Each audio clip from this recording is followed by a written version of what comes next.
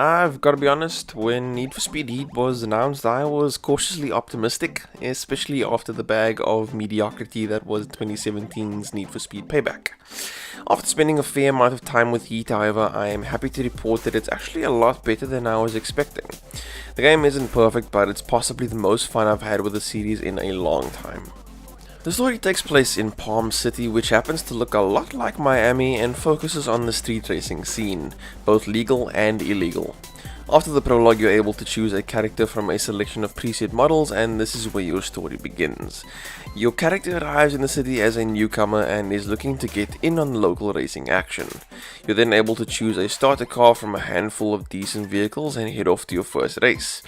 The story is all about various racing crews in the area and the battle to be the best crew there is while having run-ins with the police force. For the most part, it's really just a reason to get you behind the wheel of a vehicle and running races.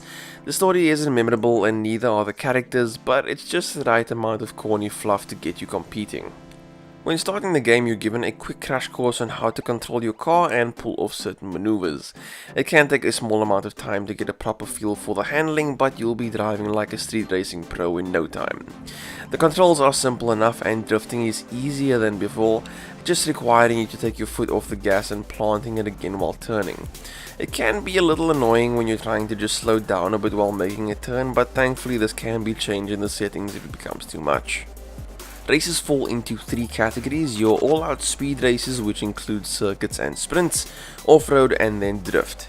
Initially, all you have available to you are circuits and sprints, but the other varieties open up as you progress through the story. While former Need for Speed installments have featured an automatic day and night cycle, Heat actually allows you the option to change the time of day depending on the kind of activity you want to engage in. It's actually a great feature and helped me to do whatever I wanted to do and when I wanted to do it. During the day is when you're able to participate in legal street races and earn some cash to purchase upgrades. Nighttime is when the illegal racing takes place, allowing you to earn rep points, contributing to your rep level. Level up your rep and more upgrades and new vehicles become available to you. The only problem is that the law is never too far behind. The cops in Need for Speed Heat are absolutely ruthless and evading them is pretty tricky. While I do appreciate the challenge, what I don't appreciate is how my vehicle has a damage meter in addition to a bar that falls when the cops have you boxed in, resulting in you being busted and losing any point you've earned on that night. I understand that the game has to cater to the AI, but the damage meter would have been sufficient as opposed to now having to keep an eye on both of these features. You are able to hit a petrol station for an instant repair though, but only up to 3 times per night. Where the game truly shines, aside from the actual racing, is the upgrading and customizing of your vehicle. There is a plethora of options ranging from performance mods to customizing the sound of your exhaust. Performance mods increase your car's performance level as if in an RPG, resulting in more races becoming accessible. I actually just had the best time fine-tuning certain parts of the car in order to participate in a certain type of race. Not only that, but the amount of options for customizing its appearance right down to the angle of your wheels is astounding. Where it does seem to be lacking, however, is in its roster of available vehicles.